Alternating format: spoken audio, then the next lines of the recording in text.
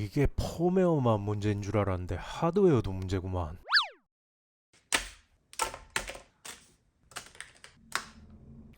자, 반갑습니다. 생활 프리팅의 아하 나다라탑니다. 킹룬에서 KP5L의 노멀 펌웨어를 받아서 재설정 후 출력해보니 이런 결과물이 나왔습니다. 원래 토한 것처럼 보이는 모델링이긴 하지만 더 징그럽게 보이네요. 킹룬 제품에는 공통적으로 출력 불량을 유발하는 고질적인 문제가 하나 있습니다. 히트 브레이크라고 하죠. 히팅 블럭과 방열판을 연결해주는 이 부분이 문제를 자주 일으킵니다. KP3S도 최근 필라멘트 압출 불량이 발생했는데 그래도 한참을 사용한 후 문제가 나타났지만 KP5L은 제대로 사용도 못해보고 압출 불량이 나타났습니다. 원인을 찾기 위해 노즐 뭉치를 분해해봤는데 기본 히트브레이크 내부에 들어있는 테프론 튜브가 수상했습니다.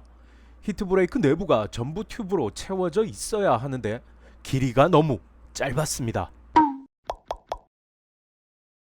역시나 KP3S도 꽝을 뽑은 것이었지만 고맙게도 기계가 잘 버텨준 것이었습니다. 게다가 이 부분이 히팅 블럭에 열을 식혀주기 시작하는 부분이라 얇을수록 좋은데 두께가 두꺼운 편이라 열을 빨리 배출하지 못해 히트싱크 속 필라멘트를 변형시키기에도 충분했습니다. 그런데 이 튜브가 엔더 시리즈의 경우는 필라멘트 가이드로 사용하는 튜브를 그대로 사용할 수 있어 호환성이 좋지만 킹룬은 외경이 3mm이고 내경이 2mm인 별도의 튜브를 사용해야 하더군요. 킹룬도 이 이슈 때문인지 새로운 히트 브레이크를 판매하더라고요. 저는 티타늄 합금의 테프론 튜브를 사용하지 않는 제품으로 선택했습니다. 킹룬용 튜브도 5m나 구입했습니다. 암튼 두 히트 브레이크를 비교해보죠. 오리지널의 경우는 두께가 4mm네요. 신형의 경우는 3mm입니다. 오, 많이 얇아졌어요. 히팅 블럭에 결합되는 부분입니다. 실제로 사용을 해봐야 알겠지만 광고에서는 이게 더 부드러운 피딩 능력을 보여준다고 하더라고요. 아무래도 히트 브레이크 속 튜브의 직경이 작고 얇다 보니 튜브의 끝이 열에 의해 수축될 확률이 높은 편이라 다른 3D 프린터에 비해 필라멘트 압출 불량을 자주 일으켰습니다. 이게 제대로 기능만 한다면 튜브로 인한 압출 불량은 해결이 되겠네요. 노즐까지 교체할 예정이라 다 분해해줍니다.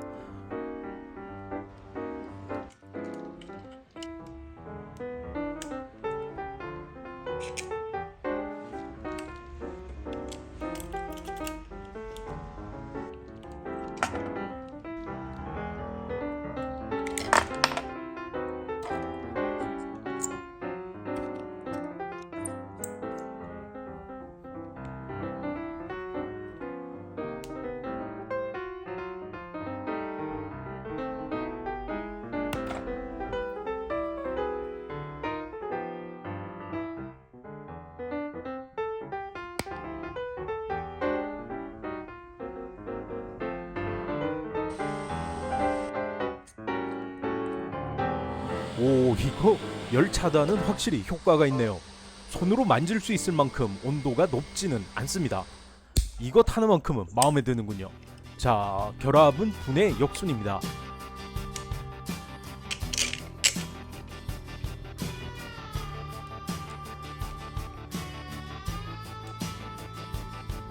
이제 출력해보죠. 그런데 말이죠. 안됩니다. 안됩니다. 안됩니다. 계속 분해, 청소, 조립을 하면서 20여 번 이상 테스트를 해봤는데 딱 이 위치 항상 같은 자리에 막히더군요. KP3S도 교체하기 위해 두 개를 구입했는데 꽝손의 저주 때문인지 KP3S도 마찬가지로 하나를 제대로 출력하지 못하고 막혔습니다. 중간에 한 레이어씩 압출 불량이 일어나기도 했습니다. 스테인레스 재질은 어쩔지 모르겠지만 꽝손이라고는 해도 다시 부품을 구입할 이유가 되진 않을 것 같습니다. 킹룬이 히트브레이크 개발에 꽤나 애를 쓰는 것 같던데 좀 아쉽네요. 뭐 이건 그냥 테프론 튜브를 사용하는 것이 맞는 것 같아요. 튜브의 길이가 짧으면 리트랙션 시 녹은 필라멘트가 빈 공간에 걸려 압출 불량을 일으킬 수 있으니 히트 브레이크 속으로 튜브를 끝까지 밀어넣은 후에 크기에 맞춰 잘라줍니다.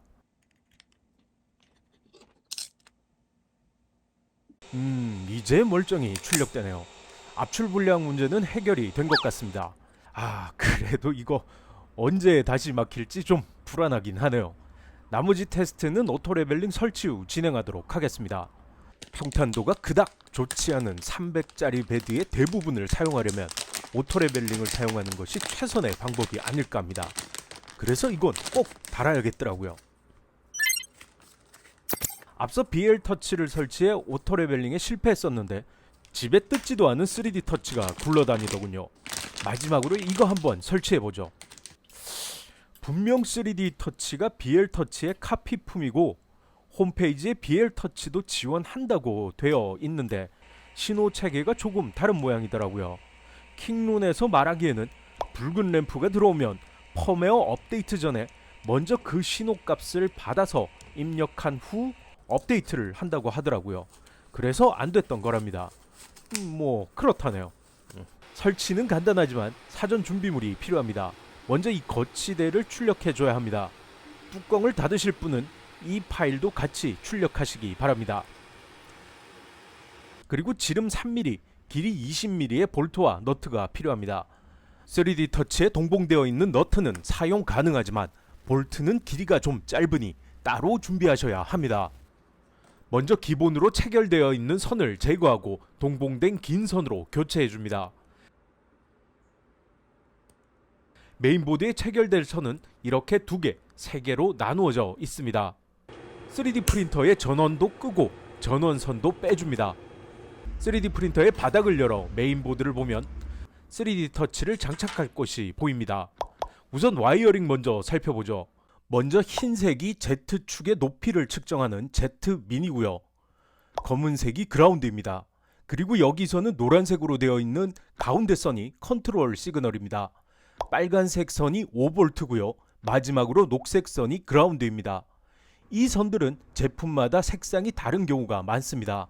선의 색으로 구별하지 말고 선의 위치로 구별해 설치해야 합니다. 메인보드의 이곳은 아래에 친절하게 글자가 써있죠. 위치 틀리지 않게 각각의 자리에 맞춰 꽂아줍니다. 녹색 단자에는 총 3개의 핀이 있는데 위쪽과 가운데 이렇게 2개만 연결하시면 됩니다. 위쪽이 Z민, 중간이 그라운드입니다. 설치가 완료됐다면 전원선을 꽂고 전원을 켜줍니다. 이렇게 파란 램프와 빨간 램프가 반반씩 들어오면 정상이라고 합니다. 다시 전원을 끄고 전원선도 뽑아줍니다. 메인보드 옆면을 보면 사각형 구멍이 하나 있는데 3D 터치와 선을 분리한 후 이곳으로 선을 빼줍니다. 이 지긋지긋한 본체 뚜껑도 덮어줍니다. 익스트루드 하우징에 거치대 출력물을 설치합니다. 저는 히트 브레이크를 교체하면서 미리 설치했습니다. 분리했던 선도 다시 3D 터치와 연결해줍니다. 이거 위치도 잘 맞춰져 있고 다 좋은데 좀 헐겁습니다. 그래도 전 이걸 언제 또 제거할지 모르기 때문에 뚜껑 없이 양면 테이프로 임시로 붙여놓도록 하겠습니다. 여기까지는 배선만 주의해서 설치하면 어려울 것은 없습니다. 차라리 익스트루드 하우징에 출력물을 설치하는 게 더 힘들죠. 역시 가장 중요한 건 펌웨어입니다. 준비한 펌웨어는 노멀 하나, 오토레벨링 3개, 총 4가지입니다. 먼저 구독자이신 XXXKKK님이 킹룬에서 받아주신 노멀 펌웨어와 오토레벨링 펌웨어입니다. 노멀 펌웨어는 제가 킹룬에서 받은 것보다 훨씬 더 공장 펌에 가까웠습니다. 만약 펌웨어 업데이트에 실패한 경우 이 펌웨어를 사용해 다시 되돌릴 수 있습니다. 그리고 오토펌은 헤더 파일을 다룰 수 있는 분들이 사용하시면 됩니다. 일부러 시간 들여서 파일을 받아주신 XXXKKK님께 감사의 말씀을 드립니다. 그리고 저처럼 헤더 파일이 뭔지 모른다 하시는 분들은 나머지 2개의 오토레벨링 펌웨어 중 히팅베드의 컨디션에 따라 하나를 받아 사용하시면 됩니다. 이것도 킹룬의 요청에 받은 펌웨어인데 이게 출력을 시작하면 익스트루더가 거꾸로 돌아가더라고요. 이 부분은 수정했습니다. 베드의 앞부분에 바싹 붙어서 시작하던 측정 범위도 2cm 뒤로 이동시켜 놨습니다. 그리고 오토 레벨도 베드의 9곳을 측정하게 되어 있는데 이게 베드의 크기에 비해 좀 부족했습니다. 게다가 제 프린터의 경우는 베드의 가운데가 높아서 꼭 중간을 측정해야 했기 때문에 가로 세로 5군데씩 총 25곳을 측정하도록 수정했습니다. 저처럼 베드의 가운데가 높은 분들은 25포인트를 설치하시면 되고 가운데가 낮은 분들은 36포인트를 설치하시면 됩니다. 그런데 제가 하도 실패를 많이 해서 그런지 수정은 했지만 작동률 100%라고 장담은 못합니다. 그래도 실패 시 다시 노멀 펌웨어로 돌아갈 수는 있으니 그건 참 다행입니다. 다시 한번 XXXKKK님께 감사드립니다. 사용법은 압축을 풀어서 안에 있는 파일 모두를 TF카드에 복사해 넣습니다.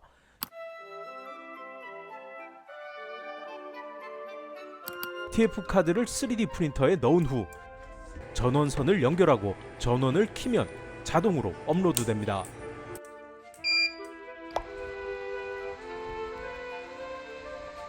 야, 이거 때문에 거진 한 달은 보낸 것 같아요. 레벨링부터 하죠. 오토 레벨링을 터치하면 별도의 메뉴 변화 없이 레벨링을 시작하고 끝나면 베드의 중간으로 이동합니다.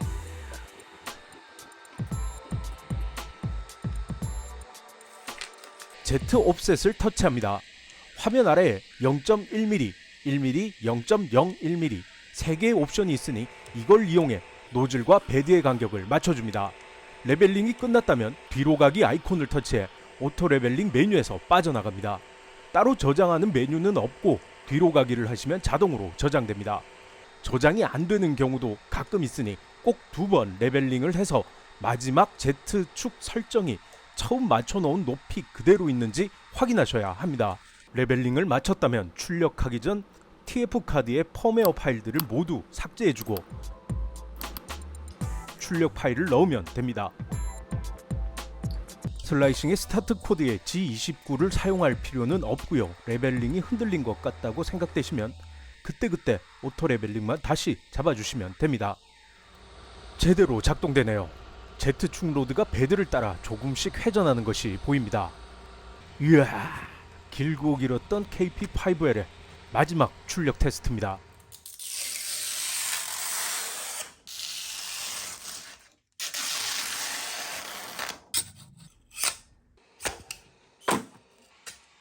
먼저 평탄도 테스트입니다. 가능한 크게 베드를 활용하기 위해 가로 세로 285mm로 출력했습니다. 오토 레벨링을 돌렸지만 특정 위치가 제대로 출력되지 않은 것을 확인할 수 있었습니다. 레벨링의 측정수를 더 늘리면 되겠지만 이 정도는 Z 옵셋을 조절하는 것으로 충분히 잡을 수 있겠네요. 두 번째는 베드의 전반적인 높낮이를 알고 싶어 옵셋을 좀 높게 잡아봤는데 오토 레벨링의 최소 측정 범위가 0.01mm라 출력 시 이 정도의 차이는 있습니다. 뭐 나름 느낌 있네요. 최종 레벨링입니다. 노즐과 베드가 가까운 부분이 보이긴 하지만 이 정도면 괜찮을 것 같네요. 이 3D 벤치도 속도를 조금 빠르게 출력했는데 거미줄 말고는 나름 괜찮게 출력됐습니다. 카드 키트도 출력해봤는데 이 정도면 괜찮아 보이네요. 평범한 수준입니다. 나쁘지는 않아요. 22시간 걸려 출력한 다스베이더입니다. 모델링 원작자가 워낙에 3D 프린터에 대한 이해도가 높아 어지간한 프린터에서 출력해도 잘 나오는 출력물입니다. 쉬지 않고 하루 정도 돌려보고 싶어서 출력해봤는데 오버플로우도 없었고 중간에 잠시 멈추는 현상도 없이 꽤 안정적으로 나왔습니다. 누리호도 한번 출력해봤습니다. 이건 베이스 모드로 외벽 한 겹만 출력한 것입니다. 고스트 현상을 확인하기 위해 가능한 디테일을 살려 모델링한 것인데 꽤 준수하게 나왔습니다.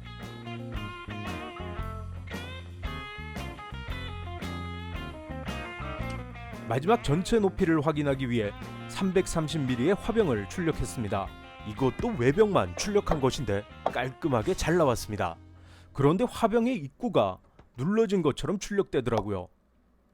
출력은 330mm까지 할 수 있는 것이 맞지만 X축 텐셔너에 나사가 조립이 덜 돼 있더군요.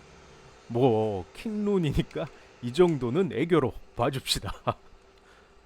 그런데 330mm로 끝까지 출력하게 되면 출력이 완료되고 출력물을 건드리지 않게 익스트루더가 Z축으로 5mm를 올라간 후 X축 홈으로 이동하게 되는데, 이때 올라갈 공간이 없어 모터에 전력은 가하지만 실제로 돌아가지는 않아 3D 프린터에 무리를 줄 수도 있습니다.